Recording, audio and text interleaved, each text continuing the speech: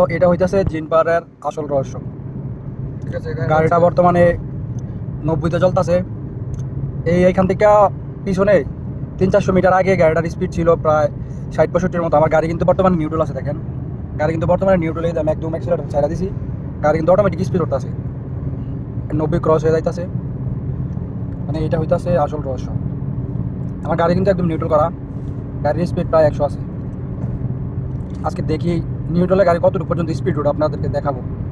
Medina শহর থেকে প্রায় ৪৫ কিলোমিটার উত্তর পশ্চিমে অবস্থিত জিনের পাহাড়। বিস্ময়কর ব্যাপার হচ্ছে এই জিনের পাহাড়ে সবকিছু ঢালুর বিপরীত দিকে অর্থাৎ উপরের দিকে গড়াতে থাকে। এমনকি রহস্য ঘেরা এই পাহাড়ে বন্ধ গাড়িও নিজে নিজে উপরের দিকে চলতে থাকে। কেউ কেউ মনে করেন এই জায়গাটিতে প্রচুর চুম্বক জাতীয় পদার্থ আছে, তাই এমনটি হয়। ২০০৯ সালের দিকে সৌদি সরকার এই ওয়াদি আল বাইদায় একটি রাস্তা বানানোর পরিকল্পনা করেন, কিন্তু ৩০ কিলোমিটার পর্যন্ত কাজ করার পর বিভিন্ন সমস্যা শুরু হয়। হঠাৎ দেখা যায় রাস্তা নির্মাণের যন্ত্রপাতি আস্তে আস্তে মদিনা শহরের দিকে চলে যাচ্ছে, যেন কোনো অদৃশ্য শক্তি যন্ত্রপাতিগুলোকে মদিনার দিকে ঠেলছে, যা দেখে রীতিমতো ভয় পেয়ে যায় কর্মরত শ্রমিকরা। পরবর্তীতে ওখানেই শেষ মাথায় একটি গোল চত্বরের মতো করে দেওয়া হয়। এই পাহাড় নিয়ে অনেক কিছু শোনা গেলেও কোরআন হাদিসে এ সম্পর্কে কোনো কিছু বলা হয়নি। প্রতি বছর হজ কিংবা ওমরা করতে আসা মানুষও এই রহস্য ঘেরা জিনের পাহাড় দেখার জন্য ভিড় করে।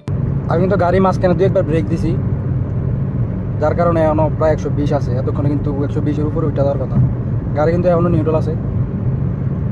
আজকে আপনাদেরকে দেখাবো।